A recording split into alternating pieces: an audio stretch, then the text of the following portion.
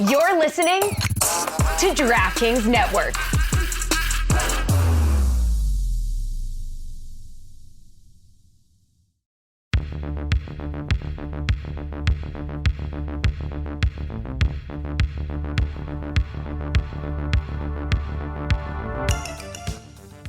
God bless football, Mikey A.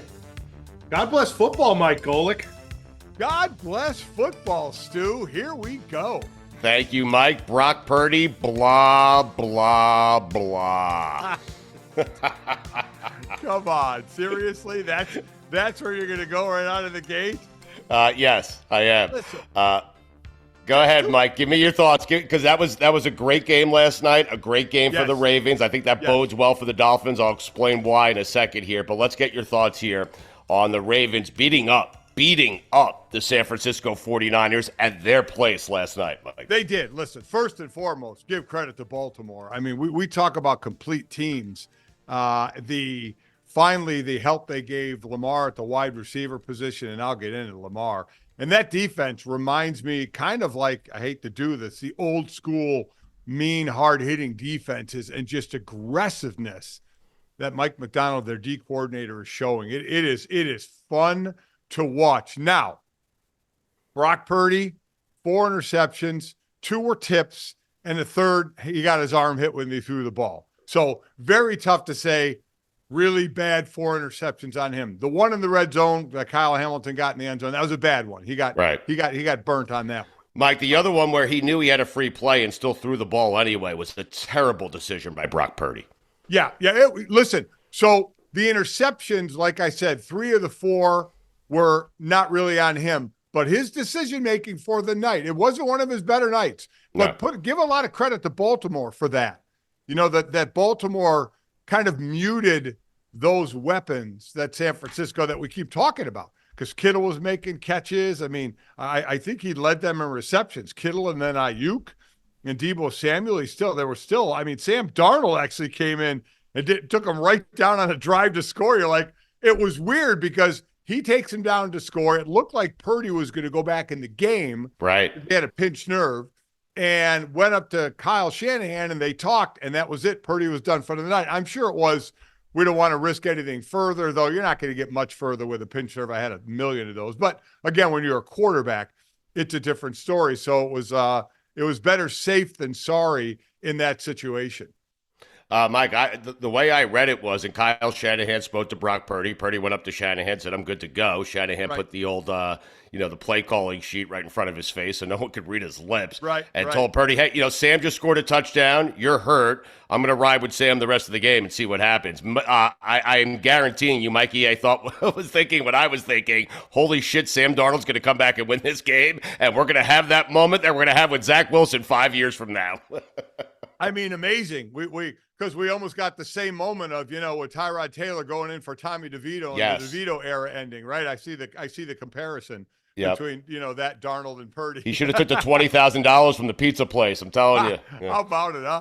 But, I mean, listen, that's why they kept Sam Darnold. That's why.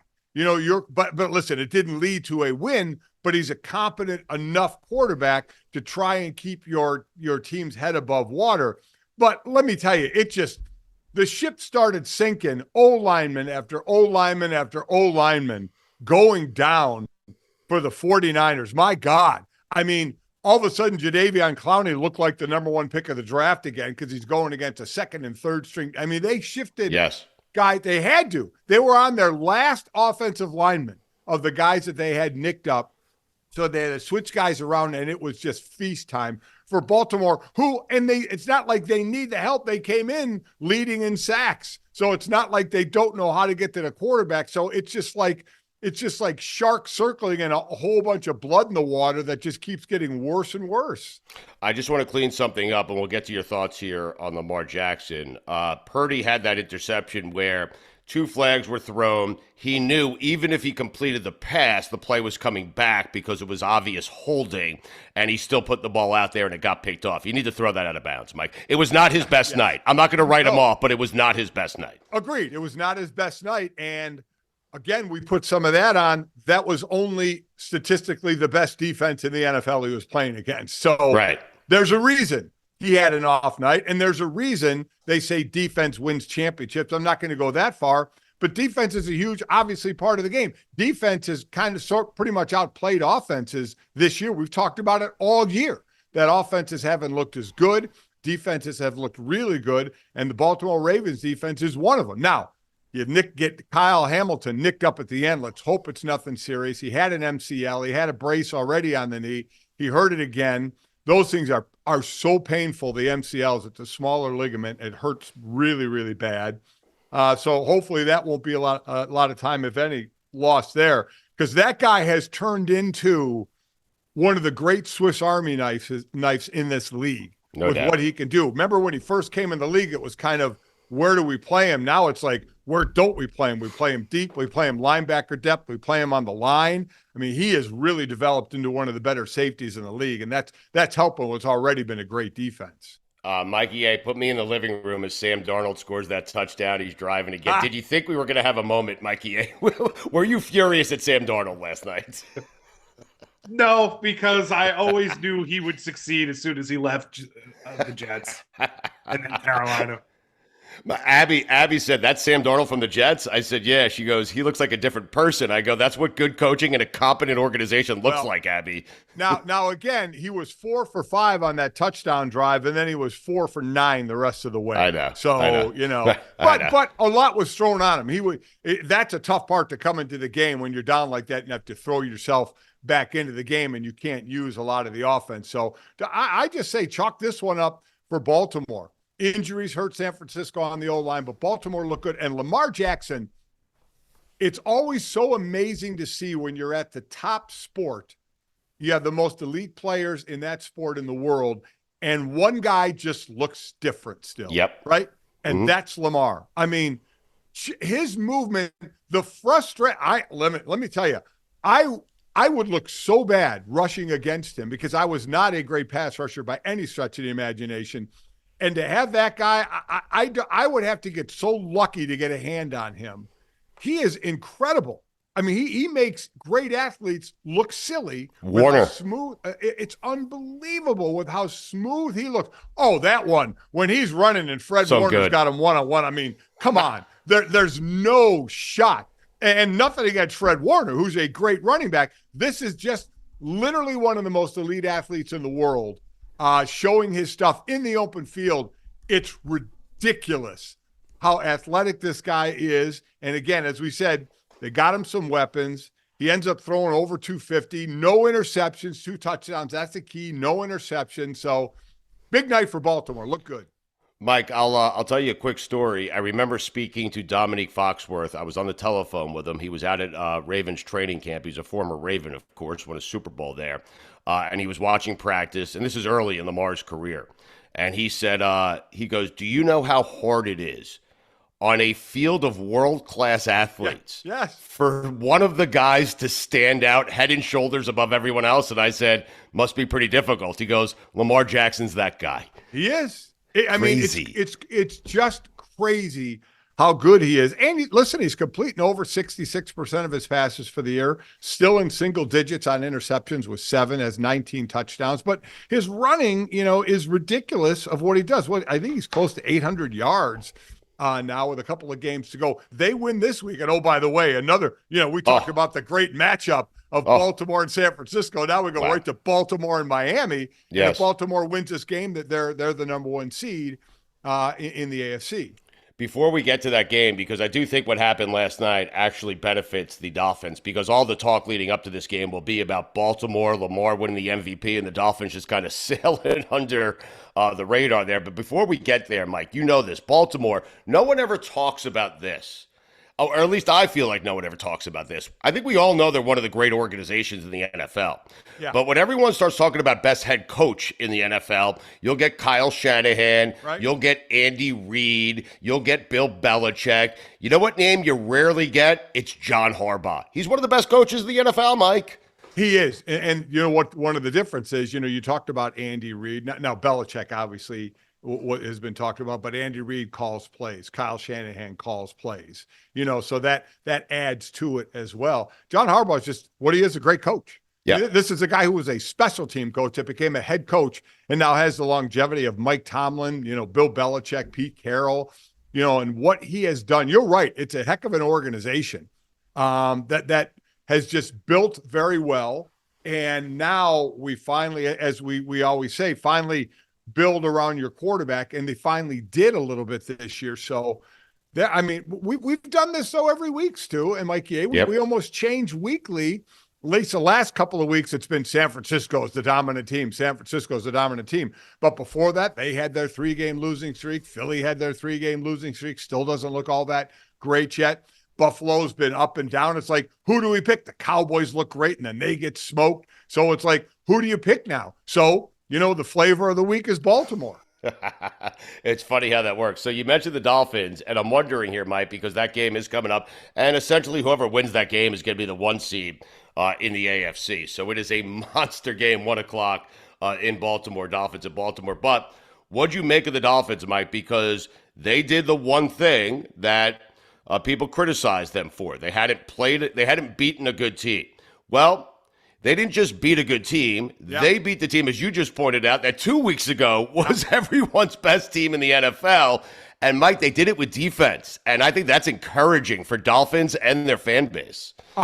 Listen, we know about the power of their offense. So, and as we always talk about going into, the playoffs, how's your running game? How's your defense? Because that's one of the things that's obviously going to carry you far is how well you are there because of the possibility of weather that you may travel to. And now Miami could pull it out and be the number 1 seed and everything goes through Miami. But they're sitting there in the top 5, in defense. I don't know if the expectation was there. You knew Cleveland would be up there. You knew Baltimore would be up there. Kansas City, has been up there as well, though not so much as of late.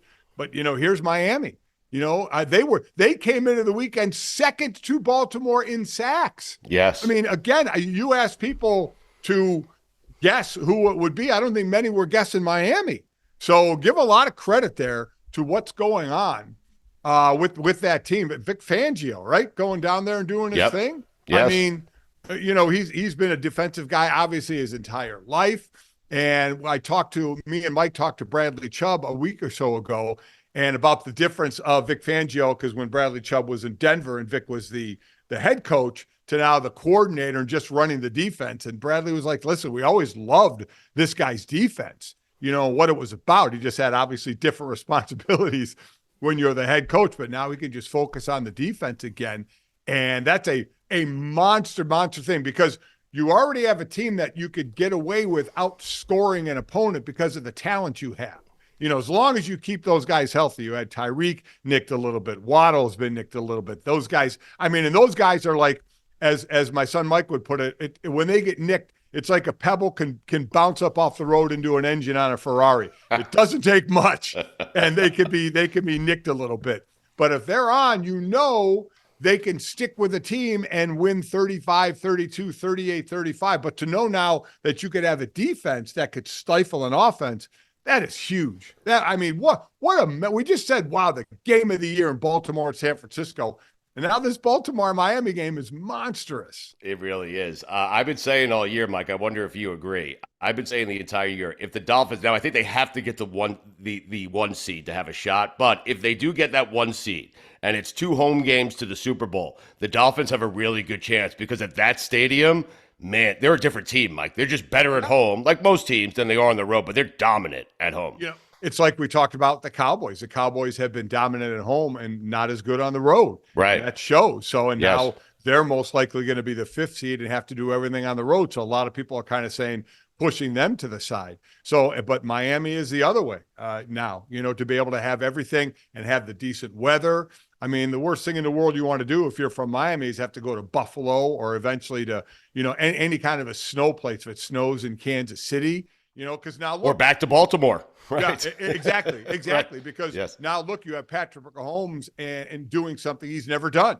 He's going to have to go on the road. Good. To win. Yeah. So it's different for them. So it comes down. And for me, I'm looking forward to it because if Miami were to lose this game, or I'm sorry, if Miami were to Yeah, if Miami were to lose this game to Baltimore, Week 18 schedule, hasn't been set yet. It may be if Buffalo wins this week and Miami loses, the Sunday night game that I get to go to, like I'm doing Green Bay at Minnesota this Sunday. Next week, it might be Buffalo at Miami, and that would be for the division. If Miami loses this coming week and Buffalo wins, right, Buffalo would be one loss behind. But if they beat Miami, they would have swept Miami, same record. They would win the division. We could be talking about Miami being the number 1 seed, and in 2 weeks, they could only get as good as the 5 seed. I mean, it's crazy how what's going on. It's that kind of season, Mike. It's so great because this week you have like just about every game has some sort of meaning to somebody. I mean, you have Bucks and Saints, you have Colts and Raiders, you have Seahawks and Steelers. All those games are monster games for these teams, Mike. Huge, because you're not just looking at the top. Like I said, my game is Green Bay at Minnesota. Big game.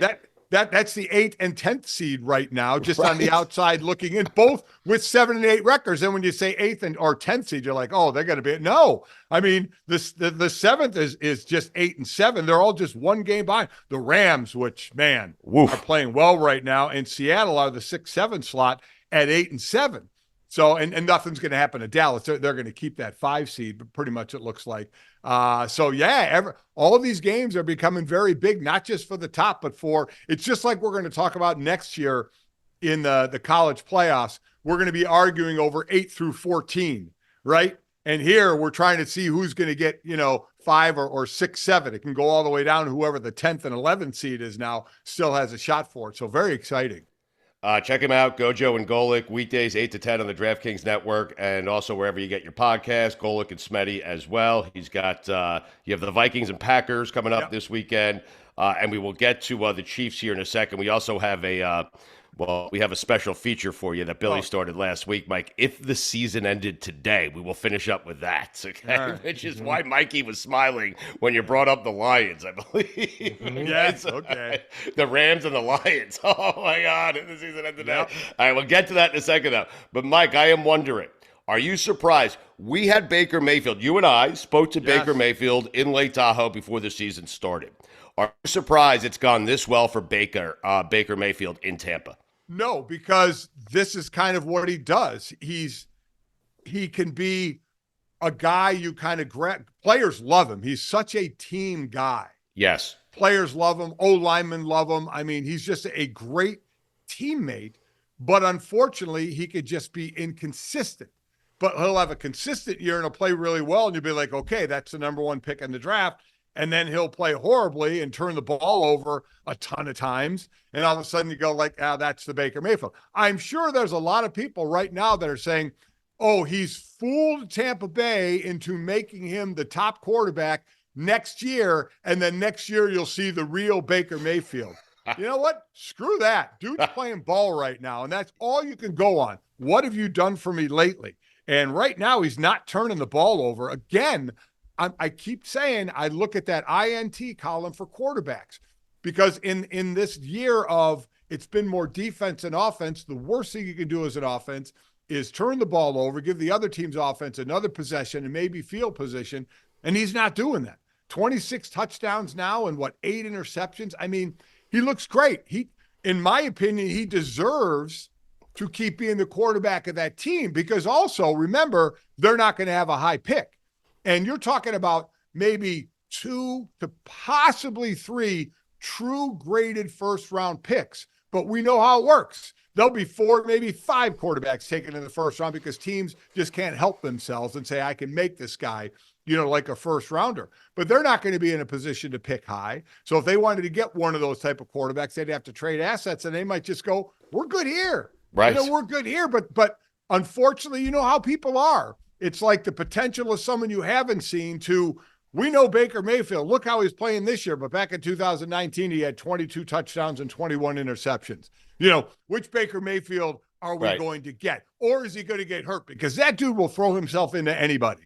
Well, Mike, that's what I love about it. Mike, the guys in Tampa, these are guys, most of them played with Tom Brady and won a Super Bowl. And they're like, hey, we love the way Baker competes. Yeah. I love that shit, man. Do you know where Baker would be fun to watch if he had this attitude and was a Buffalo Bill fan? and not a Right. football player. Could Right. you imagine him out in the tailgates, the flaming tables he would be bouncing off of with his attitude, man? I love his attitude. I love him. He's a guy I wish would play consistently well, because I just love what he does. He's doing it now, Mike. I always think of it as a teammate, and he is. Right. So that's the question. Will Tampa Bay hold on to that and say, okay, you're our guy going forward? Maybe they'll still get a quarterback, but give Baker the reins, but if they get a quarterback in the first round, you always know that's the end of the story. But I don't think they will. They may take one later on in the draft. I think Baker's going to get that shot. Good on him. Good for him. Mike, a lot of the success that Tampa Bay quarterbacks, Tom Brady, Baker Mayfield, have had is because of Mike Evans, and he's going to be a free agent. So if Tampa is stuck with a decision to keep Evans or Baker, do you think they keep Baker? See, I don't know their money situation, because here's the thing. Both are older, both are vets. So if you're going to win, you're going to need them both to win. It's not like you're going to start rebuilding something and say, okay, let's keep Baker, but let's get rid of the guy who for 9, 10, 20 straight years has been 1,000-yard receiver. Even though he is getting up there in age and he gets nicked every now and then, you're going to win. You got a group right now that you need to add to, and you don't want to take away a big part, even though Mike Evans, like I said, he's been there a while. When did he get into the league? And it's 2014, so he's been there a while, but he's still playing great. So I don't think you can subtract one of those pieces.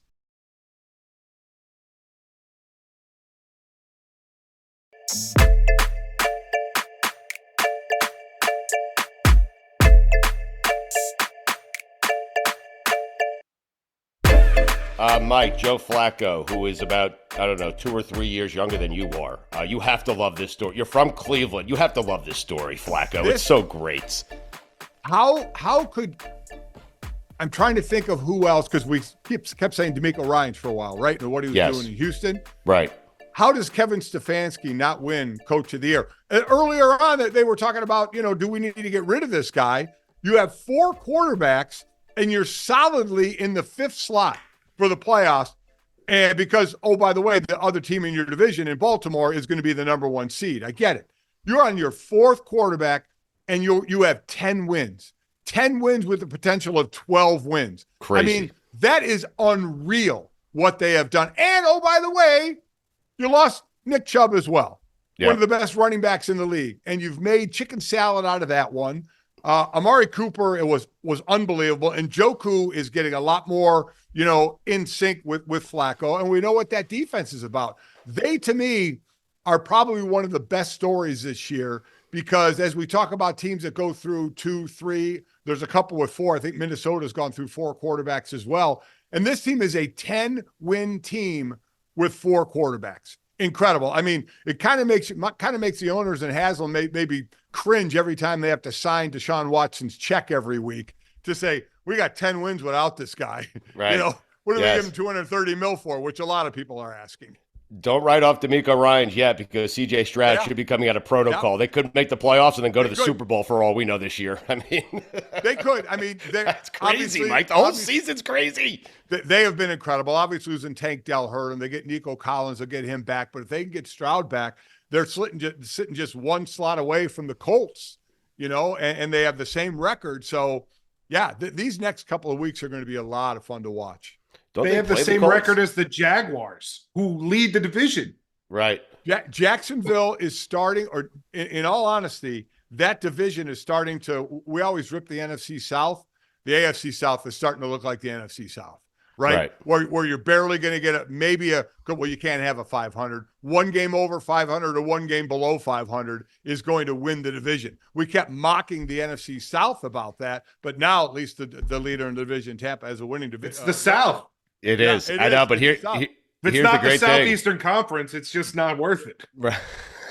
But Mikey A, they play the Titans. The Texans do this weekend, and then final week of the season they play the Colts. I mean, what a year this is! Yeah, it's been absolutely incredible. So, we really start the you'll make the playoffs if and or all that stuff starts, which makes my eyes glaze over. Hurts my head. All right, before we get Yeah, to just if wish the season ended today. Right, if the season did end today. Before we get to it, though, let's get his thoughts. Let's get Mike Golic's thoughts here. Mike, the Chiefs, what is going on? 3 of the last 4 games, they have scored less than 20 points. Yesterday, they could sit there and complain about Kadarius Toney, the offensive line, this and that. Yesterday, and Travis Kelce can throw his helmet all he wants, okay? Yep. Yesterday, Mahomes terrible fumble, terrible interception, should have thrown 2 more. That game was on Patrick Mahomes. I don't want to hear from those 2 guys bitching about their teammates. Some of this is on them, okay? So I don't know what's going on in Kansas City, Mike, but this is unlike anything we've ever seen from Patrick Mahomes. There was the when Mahomes went down, it looked like, I don't know if he was berating the O-line or really trying to get on the O-line. Maybe he was trying to encourage him or whatever. And then he has a bad mistake on the field. I'm like, an O-lineman should go over in front of him and the other quarterbacks and start, going at him. You're right. They could sit there and bitch and moan and complain, and they haven't done it as much now after the Kadarius Toney offside stuff.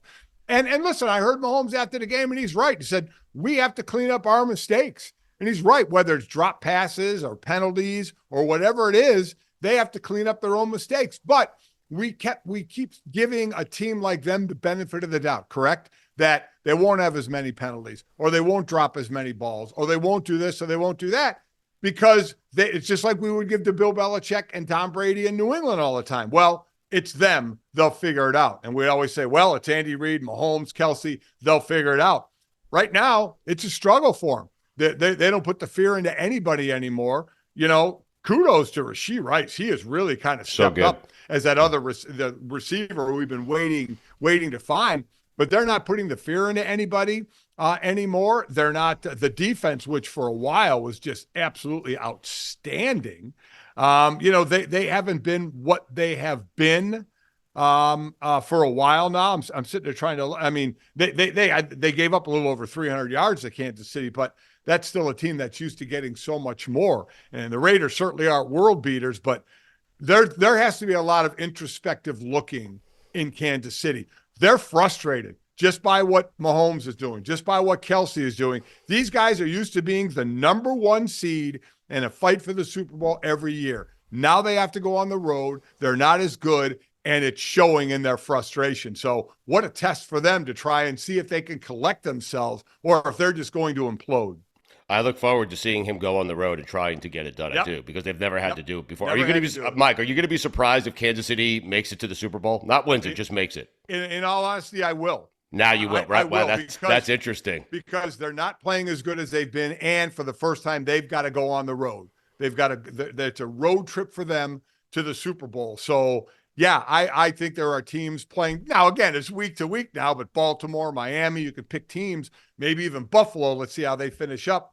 That are playing better. Now, could Kansas City put it together and make a run? That wouldn't shock us. But this year, it would surprise me a little bit with the way they're playing and now changing to go on the road. There is going to be a team like Miami or Baltimore when Patrick Mahomes comes strolling into the stadium and they've had such great regular seasons, and they're going to say to themselves, what the fuck did we do to deserve this? Yeah, how about this? We got this guy coming in here. Right. We pray for a lot of – though there are places you don't want snow. I mean, you want a good track for Lamar. You want good weather for Lamar if everything goes through Baltimore. Correct. Because this guy is just a magician. Mike, let me tell you, Mahomes is not going to sweat coming down to Miami to play the Dolphins. I promise you that. No, he's not. No, he's listen, not. Listen, they're going to have confidence, but it's they showed cracks in the wall this year without question that haven't been fixed just yet. All right, let's quickly get to if the season ended today. Mikey A is going to give us the playoff matchups. We're going to give him our thoughts on if the season ended today. Because if the season did end today, there would be some delightful, amazing playoff matchups. So, Mikey A, the floor is yours. If the season ended today, next year, remind me to start this week 1, okay? All right. If the season ended today in the AFC, Baltimore would be your 1 seed. Right? Yep. So your first game would be the Indianapolis Colts at the Miami Dolphins. Right. Dolphins. We can move quickly. Dolphins. Dolphins. Yep. We're moving on now. Dolphins, blow them out. Yep. Okay. Possibly my favorite matchup in the AFC, because, again, much like the Patriots and Colts for years, we're going to again see the Buffalo Bills and Josh Allen against Patrick Mahomes in Kansas City. Wow. In Kansas City. Wow. Yep. If the season ended today. Yeah, right. If the season ended today. Right. What? I wish it I did. mean, this is a game that where we had a rule change in overtime, right? Because of these two teams. Yes. So, I'd take Buffalo here, Mike. I would. Right now, I would probably take Buffalo, but that's one that if Kansas City won it, I would not be the least bit shocked. But for the purposes of this, I would take Buffalo. Same. Allen Mahomes becoming the new Manning Brady, or at least this kind of version of it. Well, I mean, that's what we're looking at, right? Because, all the other teams don't have starting quarterbacks out there. So, right. No, only the top teams do. It's weird. Right. Exactly right. Yes. Exactly right. Well, yes. Yep. Well, then we move on to a team with a juggernaut starting quarterback. The Cleveland Browns would travel to the Jacksonville Jaguars. Yep. Oh, I would take the Browns. How do we have any faith in Jacksonville at this don't. point? I don't. If the season ended today. Then Cleveland's defense, I mean, absolutely fantastic how they're playing. So, I mean, I would – you'd have – I mean, remember, they just played a couple of weeks ago. Cleveland won 31-27 in that one. But I would definitely take Cleveland, yes. And Joe Flacco is not going to sweat going to Jacksonville simply because he doesn't sweat. And so there you go. Right, Joe exactly cool. right. Joe Cool. All right, so that's the AFC, right, Mikey? That's the AFC. Okay, Moving to the NFC. See, Mike, it's a quick game, painless, I like quick game. I like this. I like this. Okay. If the season ended today, San Francisco would be your number one seed. Right. And your first game would be a rematch of 2 weeks ago. Seattle would travel to Philadelphia this time. I mean, I still got to go with Philly. Even though Philly is not what they've been, I would still take them over Seattle. I still like that D line of Philly. Secondary, worries me, or the back seven a little bit. They've been having their troubles, and you're dealing with DK Metcalf and Lockett, which is tough. But I would still go with Philly there. I would take Philly as well. I got a feeling Philly's going back to the Super Bowl. All right, next game. Yeah, so we both take Philly there. Yes. This is a beauty coming up. This might be my favorite game of the entire weekend. I need it to happen. Yeah. The Rams traveling to Detroit to take on Jared Goff. Settles everything. I mean. Wow. That you couldn't ask for a better. I mean, listen, when the NFL scripts out the season before the season starts, yes. They had good writers for that one. Yes. You couldn't ask for a better script right now. Both teams, the one thing in doing games for both these teams, the one thing I said about them both is the depth of talent. We've already talked about San Francisco and their depth of talent on offense. You can say the same thing about Detroit, which I did is when I saw them beat Denver. And then the same thing about the Rams when I covered them beating New Orleans, just the way they can spread the ball around to different receivers. So this one may fall on the defensive side of the ball. Do I go with the home team here? Man, because I picked Detroit to make it to the NFC Championship game this year. If Stafford really cares about those fans and that city, he will let Detroit steamroll the Rams. Right? He's already won his Super Bowl. That's what he's going to do, yeah. But he's such a good guy. Amazing Detroit. The last time they won their division, it's not even a division in the NFL. I would take the Rams here, Mike. I would. I know you're waffling a bit. It's a tough game to pick. I take the Rams. This would be a pick 'em for me, but because I picked Detroit to go to the NFC title game, I will take Detroit to win at home. But this is easily a pick 'em for me. So good. All right, such a great game. Your final game of the weekend, Dallas Cowboys going on the road, which they have proven is a little bit different to Baker Mayfield and the Tampa Bay Buccaneers. All right, Mike, before you respond, I do subscribe to the theory that Dallas in that controlled environment at home is a much better team than they are on the road. Tampa, it can get muddy there. The field, they muck it up. I would take the Bucs to beat the Cowboys in this game.